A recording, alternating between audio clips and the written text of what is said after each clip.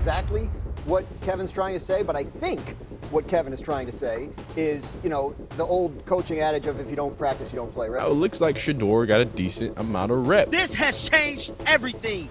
Guys. That's why I say, man, it's smoke and mirrors, man. It's a lot of lies going around. Shedeur Sanders just turned Cleveland upside down, and the haters can't handle it. Fresh off an injury, he walked into practice and humiliated everyone who doubted him, leaving coaches and teammates stunned. This was dominance, and now the whole Browns locker room is buzzing. Whenever it's my turn, and I just gotta take advantage of it. I feel like, you know, today I did some good, some bad. Shedeur Sanders returned back to practice, and he got the internet and social media on fire. On August 21st, Shedeur Sanders came back to practice like a storm, and it felt like the entire football world stopped to watch. This wasn't just some quiet return after a minor injury. It was a moment everyone had been waiting for. For weeks, all we heard was oblique injury and limited reps, but then he shows up and looks like he never missed a beat. That's why people are fired up, because this is way bigger than a player just getting back to work.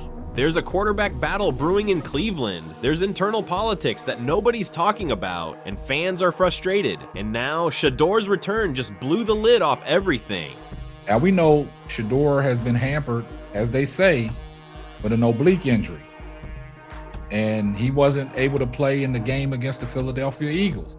The Browns' official story about his injury is starting to feel like smoke and mirrors. They said he was nursing an oblique issue. They said he wasn't ready, but the videos coming out tell a very different story. He was out there moving around, throwing pinpoint passes, throwing dimes, throwing lasers, throwing missiles, and he was having a great time. He's moving well, firing missiles across the field, and grinning like a guy who knows something we don't. Where's the soreness they talked about? Where's the hesitation? And this is not a signs of a guy that they said he had arm soreness, the way that he was throwing the ball. Even back when he faced the Panthers, the so-called arm soreness didn't slow him down at all. No limp, no strain, no caution in his game. So you have to ask, was this really about health, or was this about keeping him on the sidelines while others got the spotlight? Fans are starting to believe it's the latter, and that's where the tension comes in. Practice games, how we operate, what we believe in, we have a very, very high standard.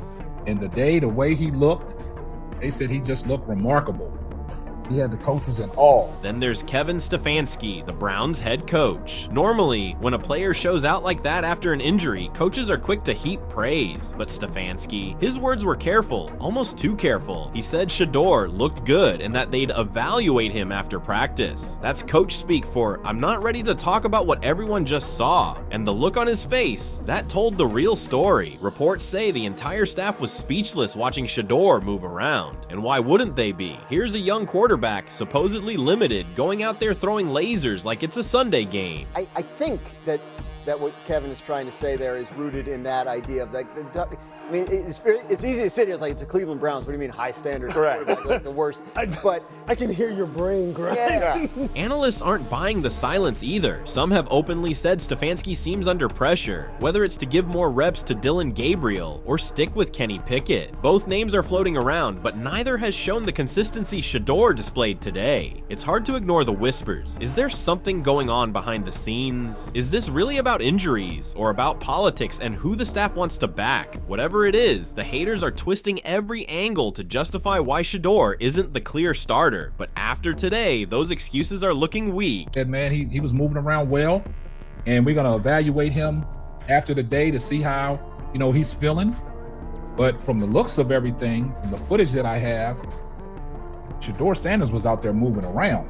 He was out there throwing that thing. I know it wasn't that much. And that's what makes this moment so powerful. It's not just about one practice. It's about a young quarterback stepping into the fire and turning every doubt into fuel. It's about a locker room and a fan base starting to see what the coaching staff might be trying to keep quiet. Shedeur didn't just show up, he sent a message. If you give him the field, he's going to own it. Ran well.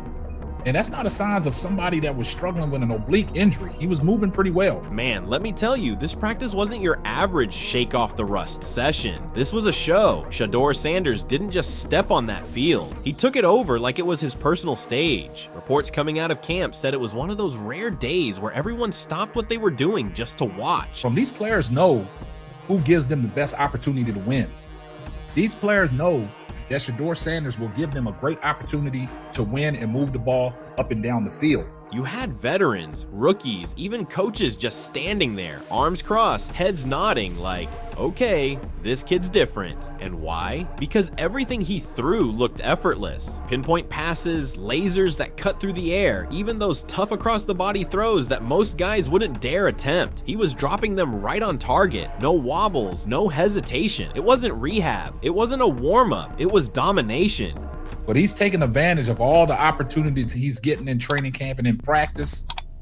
And what he did today, man, they said, man, he was looking spectacular. Now, here's where it gets even better. The locker room. You know the saying, players always know. They know who can ball and who can't, and they don't fake respect. And you know, when teammates start talking about you, when you have your teammates got your back, such as your tight ends and Njoku, and then your defensive end, Myles Garrett, Veterans like David Njoku and Myles Garrett, they were right there backing Shedeur, and that means something. These guys don't throw their weight behind someone who can't deliver. Njoku's a leader on offense, Garrett's a superstar on defense, and both see something special in Shedeur. That's huge, especially when a team's quarterback situation is a little messy. In a room where jobs and reputations are on the line, players gravitate toward the guy who gives them the best chance to win. That's the vibe coming out of Cleveland right now. When Shedeur's under center, people feel like they can move the ball, score, and win. Say who? Somebody called the Cleveland Browns and said, don't do that. They said Shedeur Sanders completely took over practice today. They said it was a complete takeover, man. Everybody was in awe. Respect like that isn't given, it's earned, and Shedeur is earning it the right way. Reports say he's always asking questions, pulling veterans aside, learning, adapting, making sure everyone's on the same page. That's leadership, even when you're the youngest guy in the room. And when teammates see that, when they see a young quarterback taking advice from stars, showing humility but delivering confidence on the field, that's when the locker room starts to quietly make its decision, long before the coaching staff announces anything. This is going to be great, man. It's going to be dope to see Shedeur play some real football again, you know, good, bad, or otherwise. We see clearly from the way that the Cleveland Browns media has been acting that a pick six ain't going to affect him, apparently, because it ain't affect Dylan Gabriel. But here's the elephant in the room. The Browns quarterback situation is, let's be honest, a carousel. You've got Pickett, Gabriel, and Flacco. Three guys, three very different styles, and zero clarity. Gabriel's numbers from camp haven't been pretty. Reports say 11 completions on 22 attempts with no pressure one day, then a nightmare 3 for 14 with 11 bad misses another. That doesn't exactly scream starter. Pickett's been steady but not electric. And Flacco, well, he's the veteran presence, but at this stage, he's not the long-term answer. So where does that leave Cleveland? Watching a 22-year-old walk into camp and make throws the others haven't been making consistently. That's got to ruffle some feathers. You know, them guys generally like Shedeur Sanders, man. And that's where the fear factor comes in. What if Shedeur is simply better? What if this kid coming off a so-called injury is showing up the guys they were planning to roll with? That's uncomfortable for any coaching staff, especially one that's already under scrutiny. Internal politics are real in the NFL, and nothing shakes things up faster than a player who forces the conversation. It can divide a room or unite it, and right now, it looks like the players are leaning one way. It's just the reality of it, like that. Most teams look at it like if there's a guy who's going to be our long-term answer at the position, we just take him in the first round. Outside the facility, though, the noise is even louder. Cleveland radio, buzzing, podcasters letting it fly, analysts calling it like they see it. Tony Rizzo and others have openly questioned why Shedeur isn't getting more reps. Independent media is pushing the narrative hard, and fans are eating it up. That's the war going on right now. The fans and media versus the quiet, calculated approach of the Browns. One side is yelling, "This is the guy," while the other is holding their cards close, probably hoping to buy more time. But when your own players, your own vets are showing support, when the highlight clips go viral and even casual fans can see the difference, that's pressure you can't ignore for long. This isn't just hype, it's momentum. And when momentum builds like this, it tends to find its way to the field. The Browns might not want to say it yet, but Shedeur's performance is saying it for them. This is a quarterback ready to lead. Subscribe to the channel to get more updates on Browns quarterback situation.